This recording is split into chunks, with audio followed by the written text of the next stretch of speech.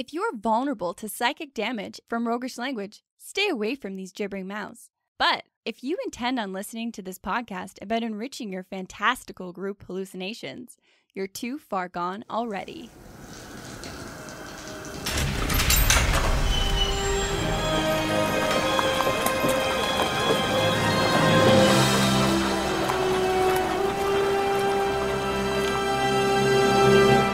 Your next game is going to be gougy, fighty, and bitey.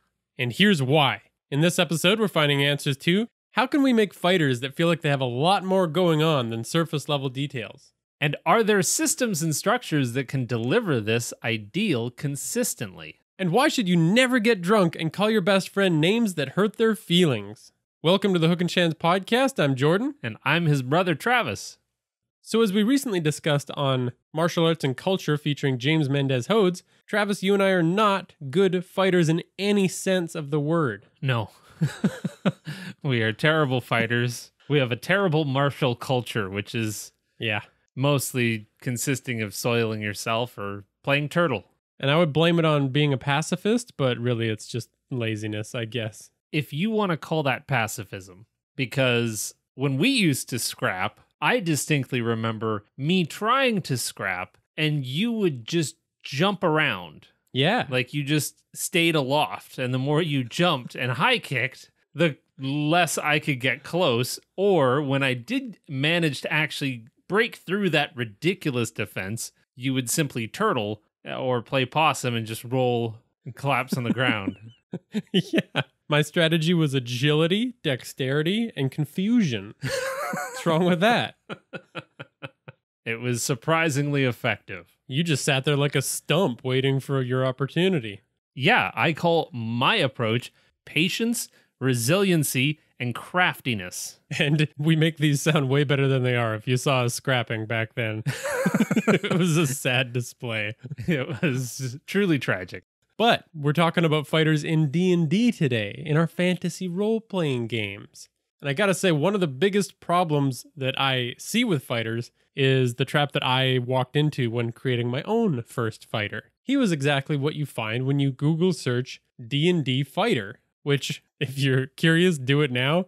It's like 15 to 20 of the exact same picture of a fighter in a fighter stance. Yeah, it's always kind of a 3/4 turn with a sword forward, shield backward, and like a defiant pose. And just like a standard looking dude. Yeah. Nothing interesting about him other than that he's in armor. And then it starts to get weird and wild when you find another, like a dwarven fighter or a lizard folk fighter, like a dragonborn starts to get a little out there. But if you blur your eyes, they all kind of just mesh into one. It's very, very homogeneous. Yeah. And when it gets really wild, you add a little bit of glowing on the weapon and or some spikes on the armor. And that's about as evolved as those concepts get. So how do we fix that? Well, we go back to that episode I just mentioned, Martial Arts and Culture, and we apply all of those concepts to creating our fighters. Because if you think about every other class in D&D, and some of them we've covered, like Druid and Cleric, and even, Wizard, they're all kind of based on either legends or complete fiction, right? Yeah. But the fighter is based on everybody who's ever lived, every culture that's ever been, everything. Well, so what you're saying is that, like, Druids, the entire class of Druids, were very, very specific leaders of groups of Celts long ago. Like, the inspiration's incredibly narrow, but what you're saying is that fighters are based on anybody that's ever held a weapon. Yeah, and every culture, I'm pretty sure in history, has gone to war with themselves or another. Well, as we mentioned in that episode, we went to war with spoons. Does that make us fighters? Nope. Okay.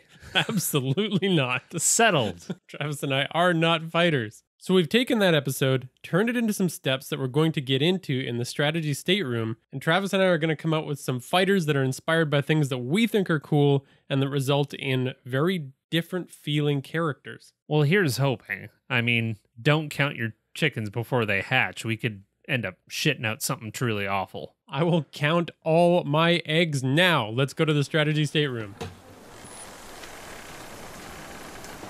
This is the Strategy Stateroom, where inventive and cunning tactics are crafted for when they're needed most.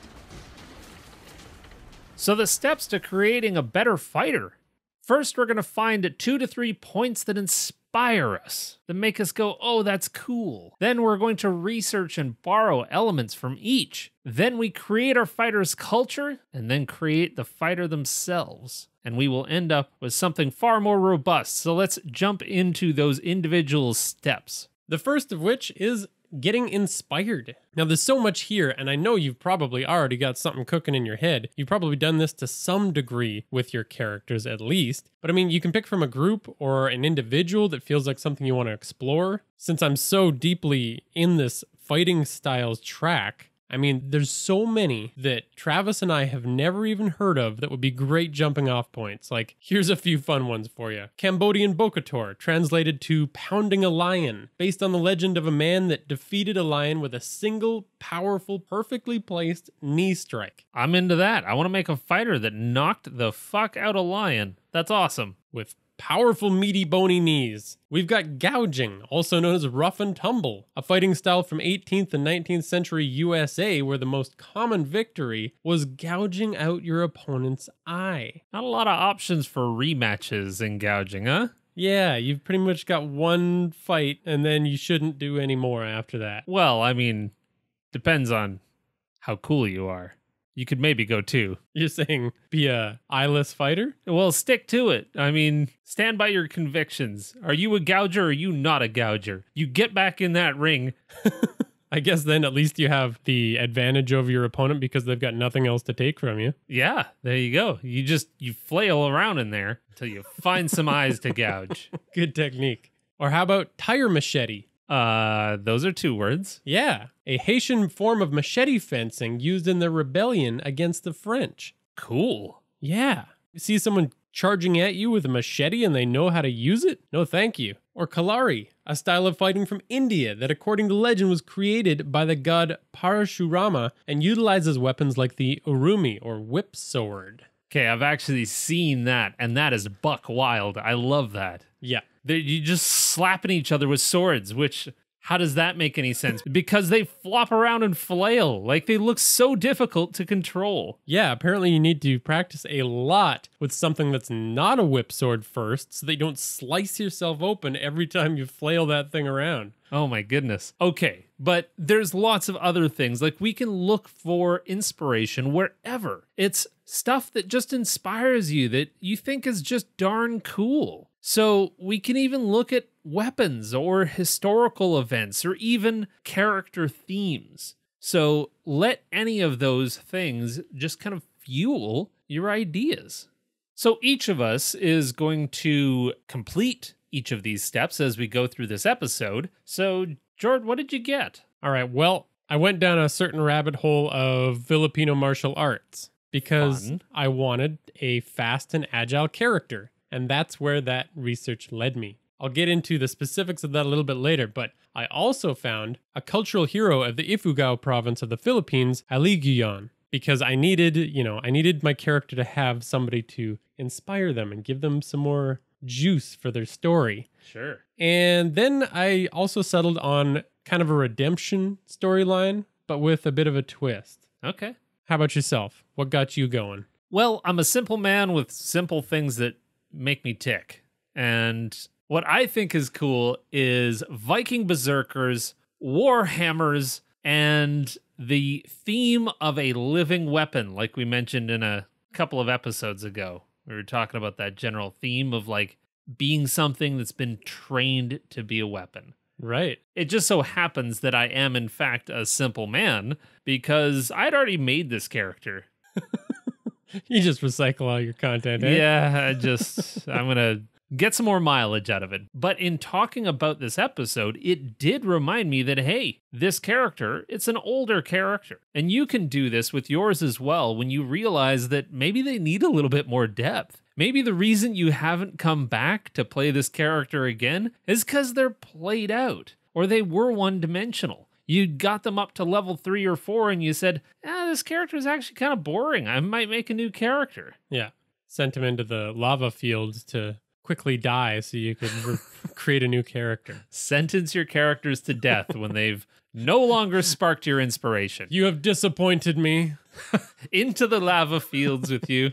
All right. So the second step, we want to research and borrow elements from those different bits of inspiration. So as we discussed in the previous episode with James Mendez Hodes, each of these martial cultures have parts of them that make them unique, that create a unique culture, and even small splinters create offshoots that are unique. So really what we're looking for in this stage is to not necessarily pilfer wholesale from a particular culture or an idea, but hone in on what really makes that cool. What inspires you? What excites you? What do you think is the coolest pieces that you want to borrow for your character? And if we bring all of these elements together from a vast array, then we have a unique, original thing that we can be proud of, that we really love. And that helped us learn something along the way. Because one of my favorite things about this is we're going to start with some martial cultures from the real world,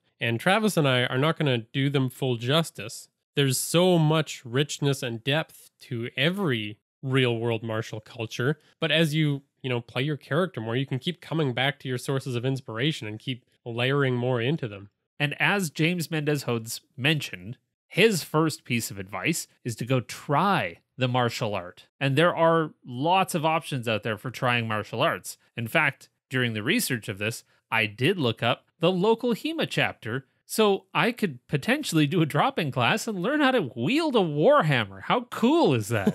That's pretty badass. Though I probably do not have the upper body strength to pick it up over my head or swing it forcefully. So instead, the second bit of advice that James gave us was to research it. And that's what we did for today. So this is the next best bit, is that I know you and I love the research aspect of learning something new, taking something away, and breaking it down to what, again, excites you about it. So what did you come up with in your research? Well, let me take you through what I've got. First, the actual martial art of the Philippines, which has a few different names, but a couple of the main ones that are used to describe this martial art is arnis or eskrima, which those words respectively translated into English mean armor and fence, the fence being inspired by fencing. Cool. Yeah, and the armor talking about how they fight in a way that defends their hands while they're fighting. Huh,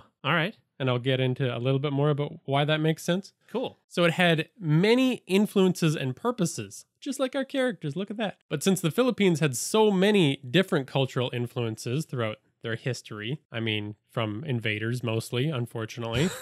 But as each culture did invade, this martial art would need to adapt to also include techniques to fight this new enemy. Holy shit, that's cool. Yeah. And I mean, when those invaders would come in, they would also learn from their techniques and fold those into their own. So you're just slowly becoming a hybrid that's ready to fight any style. Yeah, exactly. They're ready for anything all the time. That's awesome. And not only that, but they had to further adapt to the conquistadors coming into certain areas and telling them to stop practicing fighting so much because that makes us uncomfortable, especially all the fighting you're doing with blades. We don't want you to cut us. So instead of using 2 blades to fight, they started using 2 sticks to fight so they could keep up their techniques and practices. Cool. And when even that wouldn't work, they would incorporate it into their dance routines to hide it in plain sight kind of thing. Nice. Those conquistadors can suck it. Yeah, you idiots. You can't see our dance fighting. And on top of that, one extra layer is that it's theorized that the style had its roots in India as well, drawing from their martial culture. So, all of that to say, there's a lot of techniques in this one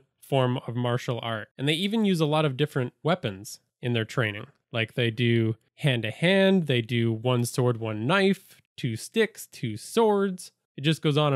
And the idea is that you go from your best, like if you have 2 swords available, cool. But if you get those knocked out of your hands, then you can still fight. And if you can find some sticks, you can still fight. If you just got a knife, you can still fight. Like they're always ready to fight. It's like improvised weapons all day, every day. Yes. And on that note, they often used improvised weapons in their training too to encourage that versatility at all times. Like, we're talking box cutters and tennis rackets. Like, we're using anything to fight. That's awesome. Yeah, and I definitely want to do that with my D&D character. And they also had a huge focus on ambidextrous fighting. They were always trying to use both hands in equal amounts. And the idea with the most prominent techniques is basically that they're creating a whirlwind. They're focused on hitting a lot rather than hitting really hard. This is like windmill style. Like they just come at you swinging. Yeah.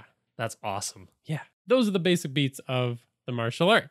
Then we come to the Legend of Eligion. Now, this legend that I found was part of the narrative chants or epics traditionally performed by the Ifugao community, and it is one of the first 11 masterpieces of the oral and intangible heritage of humanity created in 2001. Neat. Yeah, so it's important. This specific legend is called the Hudhud ni Eligion, and the beats are as follows. In a village called Hananga, a boy named Eligion was born to the leader of the village. He was a child prodigy in pretty much every way. This is like the chosen one. Totally. He was smart, fast, curious, strong, respectful. All the Neat. good things. And in his teen years, he went to face his father's enemy. Instead, he came up against this guy's son, Dinogayan, a fierce warrior with an equally impressive other skills section on his resume. Okay. And in battle, Eligion hurled a spear at Dinogayan straight away. Well, he caught it and whipped it straight back. Man, coming strong out of the gates with a real quick twist. Yeah. Can you imagine you're going into battle, you whip that spear, the other guy catches it and whips it back? Oh no, what are you going to do? Well, you're going to catch it and whip it right back. Oh, so they threw a spear, the same spear, at each other repeatedly. One spear, back and forth, forever. That is the most dangerous of games. Yeah. You start getting tired and sloppy. You don't want to do that. And how long do you think it went for? I can extrapolate based on my own abilities to maybe catch a spear and then throw a spear back. I'm going to guess about 15 seconds. Nice. So that's about 2 catches. Well, I'm thinking like 10 times my capability. Yeah. Which means that I probably get speared on the first throw. Totally. I mean, maybe we should replace it for you with like one of those rubber dodgeball balls. Like you could catch one of those a few times at least. I was terrible in dodgeball too. I don't think I could. Okay. Never mind. Don't put yourself in this situation. Don't imagine it. They went back and forth with this spear for 3 years. Oh. I originally thought it said 3 days because maybe I could imagine that. But 3 years, these guys are true legends. No naps. I mean, maybe they agreed to naps at the same like time. a quick truce. Yeah. I think a part of the legend was people would bring them food as well. I hope so, at least. Got it. So anyways, after 3 years, you finally have to say, hey, should we maybe stop? This is getting a little bit. I mean, a week is epic, but 3 years, yes. At that point, you could probably both mutually agree that you're equally as good at catching and throwing spears. We've tested this extremely thoroughly. We know for sure. So yeah, they called it quits. They had tons of mutual respect for one another. And so they drafted up a peace treaty between their villages. Right on. Happiness was had throughout the land. What a nice legend. Happy ending. Man, legends from the Philippines have way better endings than our own legends. Right? Like they're always so tragic and dark. Very true. I want a legend about 2 badasses that battle for 3 years and then both shake hands at the end and be like, fuck yeah, you're awesome. Yeah. No, you're awesome. Because how many legends have you heard where one of the villages in this story goes down hard and then the other one's celebrated as heroes? Yeah, I mean, Greek legends are all just full of gods messing around with their cousins. Like, it's not nearly as fun. Yeah, this is pretty refreshing in comparison to those kinds of tales. I dig. And finally, the redemption chunk of my character. I'm thinking I like the idea of my fighter being on some kind of a misguided redemption quest in his mind. So I'm thinking he was raised in this village, in this community, as a great warrior, but he kind of missed the point of his training the entire time. Like his training was to bring him up as a leader, but he's following his predecessor, the figure of legends, too literally. Oh. So he thinks that because things have maybe gone downhill in his community and he doesn't really know how else to help, he's going to go make it better by finding peace with some other community. He's going to go find a worthy and equal opponent, fight them, get them to agree to peace, and then bring back the help of another community. I dig that. But really, his own community is just like, come back and help. What are you doing? You're going to find a foe? We could really use somebody to haul that water over there. Exactly. Got it. Maybe he even stole a legendary weapon of the community to make this happen. Oh, yeah. I'm going to take our prized possession and peace out for a few years to go find a worthy opponent. Don't worry, I'll be back. No, please. Yeah, so that's my inspiration. Well, let's start with mine. The Warhammer. I mean, we can clearly see the difference between the two of us when it comes to our research and what inspires us. Because you found some truly inspiring legends, and I went to what's big and does a lot of damage. What can I hit hard with? What makes the hurty? Go smashy. Go smashy. So, yeah, Warhammers. So I actually learned something about Warhammers. I didn't realize how versatile they were. I mean, a quick bit of half-assed internet research taught me quite a bit that I kind of assumed I already knew, but clearly did not. So you have long and short Warhammers. Makes sense so far. The long Warhammers, they were kind of more like pikes. They had a 6 or 7 foot handle on them. They were mostly used by foot soldiers because you could dismount a horseback rider pretty goddamn quick. Dang. With a well-placed hit to the chest, or you could trip up the horse, but they were used by foot soldiers. And then, inversely, the short was used for horseback riders because you could be charging through the battlefield just swinging that hammer all willy-nilly and probably clip a lot of people in the dome. Yeah, you got some momentum behind you when you're on a horse. Oh no, that conjures all kinds of bad images. Sure. That makes sense because you don't need it to be quite as long on a horse too, because like when you're on foot, you want that long ass handle so you can get a good swing going, right? Oh, exactly. What I also learned about Warhammers was that they were the end of an arms race. Okay. So the arms race is you had all these people running around Europe in general, and they're swinging swords. They're really getting pretty good at killing one another. And then somebody says, hey, what if we had armor? That's a cool idea. I would love to go with some chest protection, and let's stop the swords from piercing our hearts and our lungs. Super cool idea, Greg. Thanks. Promotion. Yeah. Promotion for Greg. Hey, boss, can I put this piece of metal in front of my heart?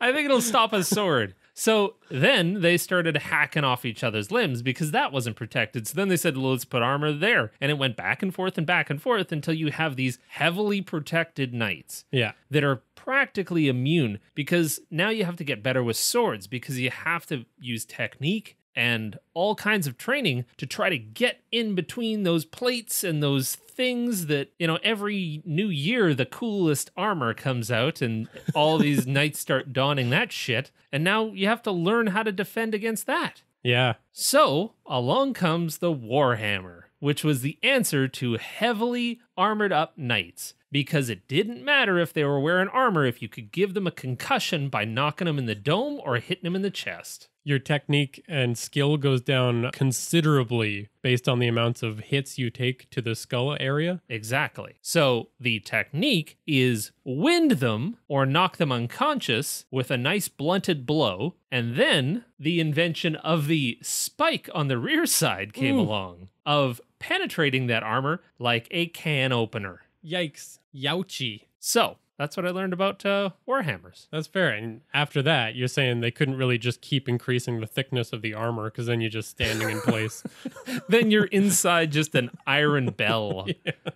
And it would be a while till motors came along to make those suckers move. Yeah, exactly. So they were also pretty adept at disarming people and binding them. Okay. With the hook and the hammer, you could really draw people's arms around their backs and, yank them around the battlefield. So those are pretty good. Cool. Then, of course, I turned my attention to Vikings and Berserkers, which I would imagine if you're listening to this podcast, you probably already know the kind of gist to Vikings and specifically Berserker Vikings, but very little is known about them. And based on art and plates that have been carved depicting some of the Viking warriors, that they were bear, wolf, and boar warriors that could shapeshift into their respective animals.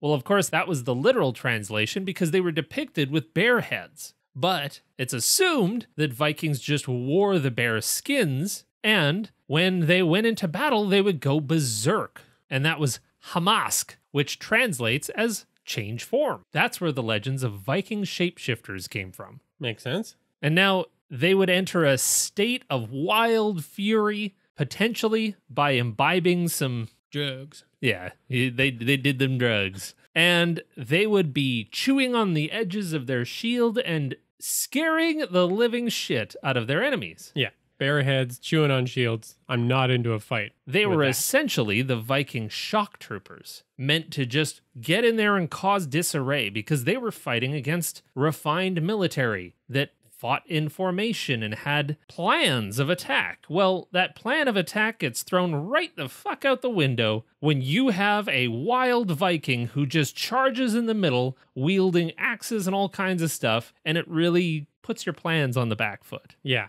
We're talking pure chaos versus order. Exactly. You can't do much in that. So then I started going down the route of shock troopers. And shock troopers were essentially being used as far back as Alexander the Great. Now, he used what was called his companion cavalry, which were Macedonian troops that were led by Cletus the Black. And they were horse-mounted shock troops that would ride in and break formations. So you have all of these soldiers on foot. They're all in these big, massive fields ready to fight. And what they would use is the hammer and anvil formation. So essentially what they would do is you would have a whole bunch of foot soldiers that had shields, and they are essentially the anvil. They are holding your enemy from advancing. And then you send in the hammer. And that is your cavalry that cuts through the battlefield and just destroys all their formations because they're faster and they're swinging all kinds of stuff. They're swinging maces. They're just knocking people out. Sounds deadly effective. Yeah.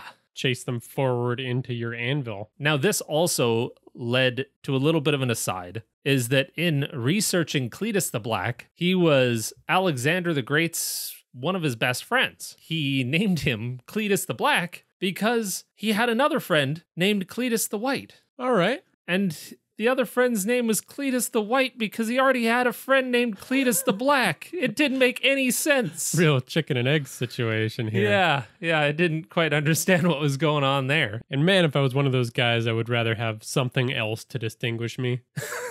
I am one color. Yeah. I am Cletus the Orange. I'm Cletus the Blue. How about Cletus the Indomitable? Yeah. Or Cletus the Friendly? Cletus the Destroyer. Cletus the Animal Lover. Something that actually describes your personality. Yeah. Rather than just like, I'm going to give you just some kind of blanket statement. So Cletus the Black actually died because, and if you Google this, it's awesome because there are a whole bunch of classic art pieces depicting this event. And they look very emotional and dramatic in the style of old Renaissance art, where you've got like people that are weeping and crying and all kinds of like, it's very action packed. Must have been an epic event. It must have been. What it really amounted to was a whole bunch of war dudes got rip-roaring drunk, and Cletus the Black said some things about his best friend Alexander the Great, namely that his dad was really the thing behind all of his accomplishments and he didn't deserve any of the accolades that he got. Ooh, that's an ego bruiser. Yeah, deep cut. So for someone that's named himself the Great.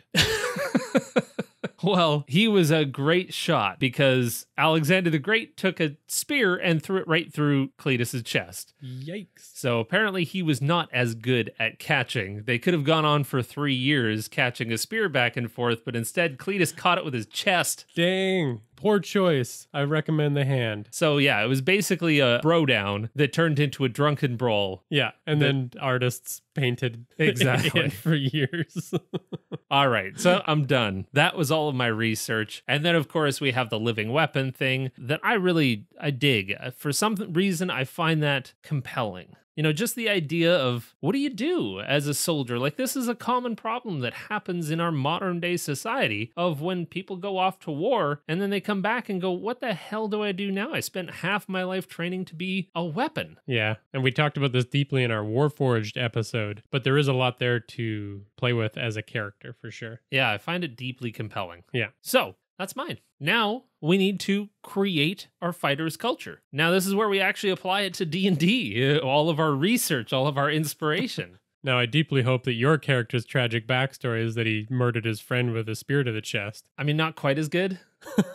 I'll have to work that in somehow. Yeah, I think you should. All right, so let's jump into the culture that I've created from these inspirations. Before we do, though, it's important to point out that, again, the systems that are going to help us do this already exist. We've already spent the time. And it just goes to show that, I don't know, maybe we were onto something because we keep seeming to use these two systems. And we're going to use first the culture creator that's available on our website at hookandchance.com/resources. You can find the culture creator, and we're just going to take those same beats. And the first of those beats is values. So I gave this culture the values of social responsibility. So that's to one's group or family, specifically taking up the conflicts of your family as your own. That's important to this culture. Nice. Yeah. Respect. And that applies to everybody, specifically including your enemies. And that's a part of that martial art that I was talking about too. One of the principles is that you respect your opponent when you go into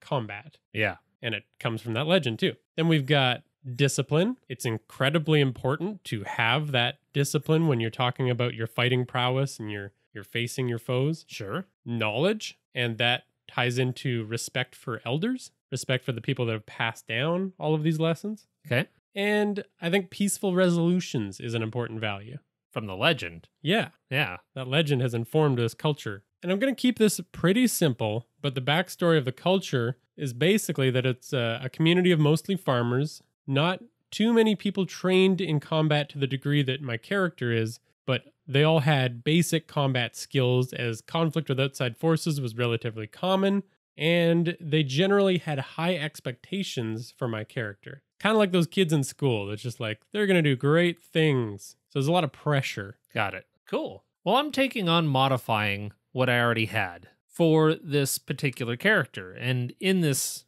particular game, I wanted to play a character that was fairly new to the world that we were playing in. And in this case, came from the Underdark to the surface, specifically to Waterdeep, because we were playing in the Waterdeep Dragon Heist game. Now, from this, he was grown up around drow and that kind of thing. So we've got drow who live in the dark. Their prowess is really around using darkness and subtlety. And I mean, basically, this is an entire culture of rogues. Yeah. They're not heavy hitters. And a culture like that is going to develop in a particular way that they don't necessarily need a lot of heavy hitters. But what if on the occasion they do? What do you do then? What do you do when a whole bunch of Duergar that are heavily armored come to tangle with you? Yeah, you're going to need somebody that can take them on head on. Well, yeah, daggers and arm crossbows with tiny little bolts are not necessarily going to do a lot of damage to them. So very similar to the idea of the cavalry, you need somebody that can get in there and dent that armor using their Warhammer and break up all of the tactics so that the drow can use that disarray and that chaos to their best abilities. In this case, striking from darkness and that kind of poison and damage and, daggers to the throat kind of stuff. Totally. So as soon as the line is broken and their, all of their tactics are shifted into chaos, then they can strike. Well, exactly. And especially when you're fighting in the Underdark, you need, to use tunnels and that kind of stuff to your best abilities. And when you've got a line of Duergar that are heavily shielded and heavily armored, it's going to be hard to get past them. Yeah. But drow are also selfish, and they try to preserve oneself. So you need somebody that you're willing to sacrifice. Yep. So you need a living weapon. So this is where we get to the idea that Goliaths and dwarves and creatures like quaggoths would be great frontline fighters for the drow. Yeah. And quaggoths are those big, burly, furry creatures that live in the Underdark too. Yeah. Yeah. So you can train them to get in there. So what if you had an advanced force that could go in, draw all of the attention, cause chaos as quickly as possible? So I imagine that maybe they made an elite team and they trained these folks to go in advance. So their values of this elite team are obedient. Obviously you need some obedience if you're going to bow down to your drow overlords. the ones that have been selected for this elite group have got that in spades. Yeah. They're obsessive. So you need to indoctrinate. You need to brainwash these people into dying for the cause of the drow. Yeah. You need some crazy discipline. They need to be able to go in and face death right in the face and not flinch. And endure insane amounts of training. And then you need to add a little bit of fatalism in there. So the idea that these soldiers are destined to die. In fact, it would be the greatest thing, kind of like the war boys, you know, in that sense that if you die in battle, that's the greatest thing you could possibly ever achieve, especially in the protection of Menzoberranzan and the noble drow that reside there. All right. I like the Mad Max reference. That helps me picture these folks. Yeah, so then you've got the beliefs that death in the service of the drow is all to be desired. And again, that backstory, we've got the drow creating these well-trained warriors for a particular war with the Duergar. Now, typically, the drow and the Duergar kind of get along. I feel like they've got this tenuous peace. But at some point, they must have come toe-to-toe. Oh, yeah. I'm sure there's plenty of conflict there. And you've got the Duergar, which are heavily armored, tough little dwarves. And then you've got the drow that are, you know, slight, thin, elven warriors. Those two styles just are going to clash. Yeah. So, like we determined, we're going to use these fighters as shock troops to be turned on and off like berserkers. So we've got this like element of, hey, go and fight. And now they enter this trance-like state where they got to get in there and break that lineup. And now I'm thinking I'm going to add a little bit into this backstory inspired by the Alexander the Great story. All right. So after a fight between two of the commanders who had been commanding these troops, one speared the other and it fractured the group. And then after much more fighting and the war between the Duergar and the Drow ended, or the skirmish that we're concocting in our heads, the numbers of warriors have dwindled so much that they became bodyguards and enforcers. The few remaining were passed to noble houses, because now there's no need for them. We're done with that whole skirmish. Okay. They are now given to drow families. Gotcha. And to inspire us just a little bit more and work in some more of those juicy details, they're going to use blackened spider chest armor. Not made of spiders. No, not made of compressed spiders. Maybe it would work. That's mostly spider juice. You don't know. No, I'm thinking some serious metal armor, but of course you've got the drow adornments of spiders, because the Macedonian companion cavalry all wore some of the man boob chest plates, the chest pieces. They all looked like idealized. You know, they had six packs, but it was armor. Yeah, it was like those rubber bodysuits you can get now to make yourself look cool at the beach. Do you? Do you do that? I'm saying you could. Oh, I see. Not that I do. I got it. So, yeah, that's what I'm thinking. Some really cool chest armor that all of the soldiers use. That's what kind of unites them. So then, when they were passed on to the noble houses, when typical methods of subtlety, blackmail, and those kind of drow approaches didn't work, they were used to force compliance with snap decisions, so become subservient to whoever the drow house was, or die, which is where the Warhammer stuff comes in. So my character is basically coming up in this place where you're not trying to kill people anymore. You were, but now in service of the noble houses, they don't need killers. They need people that can get compliance out of other people. So they are sicked on targets and go and get this person to agree to work with us, because I'm tired of diplomacy. It's bullshit, but I don't want to get my hands dirty. So go knock him off his horse. And if he doesn't agree to work with us, then you can give him the pointy end. Yeah, an enforcer. Yeah. So there you I like go. it. I can see this coming together pretty well. So then we need to create our fighter. And to do this, we're going to use the second resource that we've created. This you can also find on hookandchance.com/resources. And this is the character and traits planner. Just for context, before we hop into these character descriptions, the way it works is you start off with the character and some of their personality traits. Now, Jordan and I feel like the character traits, or simple one-word personality traits, are a lot easier to roleplay with than the particular and usual bonds, ideals, and flaws that are prompted on character sheets. So, we've chosen our character and their traits. We want to go with a general theme.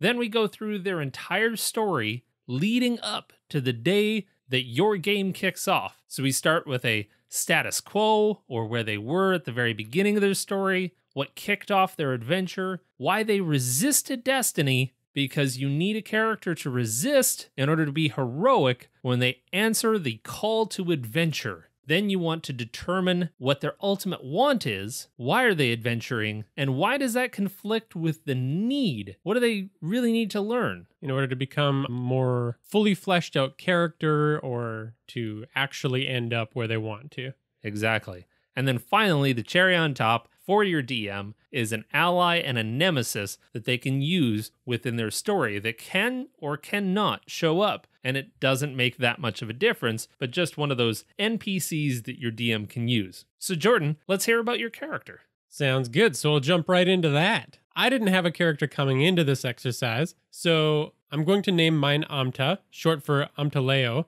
who was the character in my Legends' father.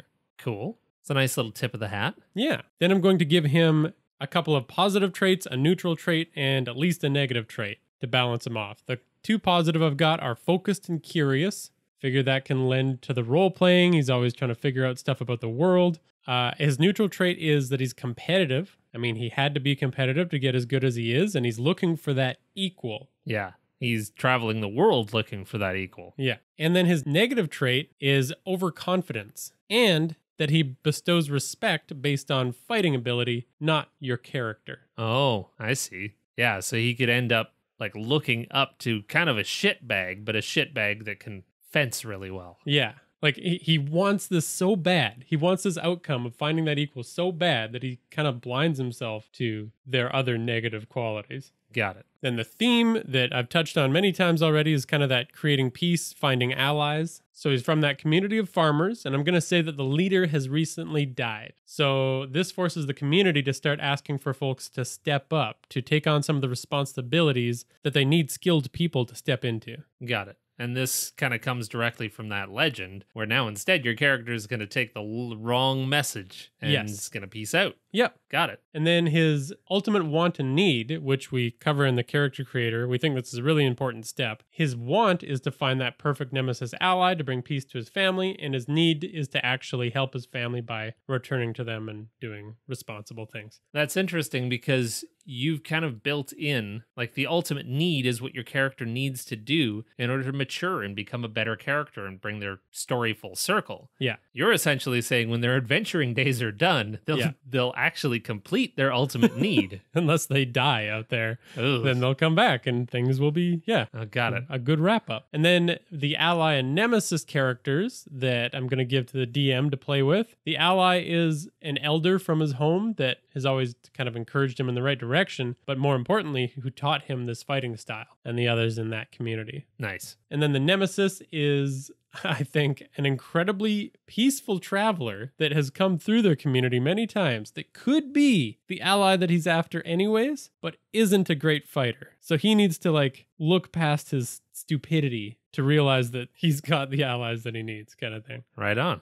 And just some other flavor that I'm going to use from all of these inspirations to kind of influence how my character fights and acts. He's going to use 2 short swords with a focus on dexterity. He's going to carry 1 spear with him. I think this is like the legendary weapon from the community or passed down through his family kind of thing. Nice. To get a little bit into the mechanics of D&D, his subclass is going to be an Eldritch Knight because Eligion was said to be kind of magical as well. And with that subclass comes Weapon Bond, where you choose a weapon that you can't be disarmed of and can summon. Nice. Makes sense, right? Summon a spear. Yeah. That's great. Sword Burst Cantrip goes really well with the martial art, which is a spectral circle of blades that surrounds you. And this one's really dumb, but I'm going to do it anyways. He's going to have the Friends Cantrip, which he's going to cast in combat, despite the fact that the spell specifies that the target can't be hostile towards you. He's going to keep trying to make friends in combat. The one that it works on is the one that is his true friend. Yeah, exactly. I I like it. He's going to focus on opponents that he sees most likely to become that great nemesis turned ally. He's going to try to acquaint himself with opponents during fights. And during the fighting descriptions that I give, I'm going to focus on those whirling blades. And I think I'm going to describe each successful hit as actually a series of quick hits. And I found something really quick to help me with that process. There's the Decampo 1-2-3 style of this martial art that was created by Jose Caballero. It's a series of 3 strikes done in succession. The first is to fake or feint. The second is to counter their attacks. And the third is to finish your opponent. Ooh. So I'm thinking each successful hit will actually be me describing a feint, a counter, and an actual strike because he's moving so fast. That's very good. That's awesome because now you have something that you can describe in the session that feels more specific to a fighter as opposed to I punch them. Or just I'm whirling my blades. Yeah, you've got a lot more specificity in your attacks because you did the research on this particular martial art. Yeah, I feel much more equipped going into this character. Very nice. Well, my character of Xeris, who already at this point is a level 1 barbarian and a level 5 fighter. So he's cross-classed, and he went with samurai to just keep him going even when he's had the shit beat out of him. Okay. Because that subclass really adds a lot to that. Some endurance. Yeah. Gotcha. So we've got the character traits of orderly, obedient, disciplined, and then because typically what we're trying to do with the culture that we've created and then the character is we want the character to fly in the face of some of the cultural traits. Why do they maybe struggle with this culture that they're a part of? So I added they've got the character trait of wanting freedom, believing in freedom and believing that they want to be peaceful. So there we're leading into that living weapon idea. Gotcha. They actually don't want to fight, even though they're really good at it. Yeah. That's a lot more interesting than just running into every battle without any hesitation kind of thing. Now, myself as a player, I can lean into that theme of living weapon and really start to ask my own character questions of when is violence necessary. Yeah. Now, we've got the general story where they were an enforcer. Now, in this case, I'm going to tie it directly into the campaign that we are playing. So this is an enforcer sent to capture Dalekar, who's a character in the Waterdeep Dragon Ice campaign. And during a routine recall of go and get Dalekar and drag his ass back to Menzoberranzan, his handler, who works for House Bainray, a very high-ranking drow house, were separated. And he was able to catch with his quarry, who is Dalekar, but he is separated from his handler, who keeps him accountable to bringing that person back. So this gave Xeris the resist destiny of, do I return to Menzoberranzan with my target, or do I use the opportunity so close to the surface and the city and the sunlight where the drow typically don't like to go to escape? Yeah, to find his own life. Yeah. So his call to adventure is he asks his quarry, Dalekar, take me to the surface. Show me how to get there. Nice. Yeah. His ultimate want and need is he just wants to be left alone. He wants to be unknown in a large city and just live peacefully. I get that vibe. I feel that way when I go to Vancouver. Just be faceless and blend into the crowd. Yeah. But his ultimate need is he needs to find reasons to use his talents for good. And he needs to lean into what he's good at and fight against similar corruption that he sees on the surface as he's already very well acquainted with from Menzoberranzan. Yeah. And he needs to feel good about his abilities. And then, of course, baked right in, he's got an ally and a nemesis. He's got Dalekar, who's now his new ally, the only person that can show him the streets of Waterdeep. Yeah. And we've got House Bainray, of any of whom could be sending someone after Xeris to bring him back to Menzoberranzan, back to his employer. Always watching his back. Oh, yeah. He's going to be looking over his shoulder lots. So in this, again, I found more fighter details because we did some research. He has an on and off command word that stops his berserking or his barbarian, his single barbarian level. Nice. In addition to that, I will always attempt to charge in from the side and wade directly into the middle, much like that anvil and hammer wartime strategy. I like it because it's not too intricate of a strategy. Like, you can actually use this in a wide array of fights, and it's not going to be like you're stopping everything and trying to explain to everyone your battle tactics. You're just doing a pretty simple thing. And honestly, after I do 3 or 4 fights like this, and the rest of my party sees how he tends to approach this stuff, they're going to be like, ah, shit, he's going to wade right into the middle. Yeah. He's going to take all of the ire. He's going to favor his Warhammer, which now, thanks to this whole process, he's actually going to try to incapacitate with non-lethal strikes from now on. So all of his hits are going to be non-lethal. He's going to try and grapple and restrain lots because he doesn't want to kill people without the command from his handler.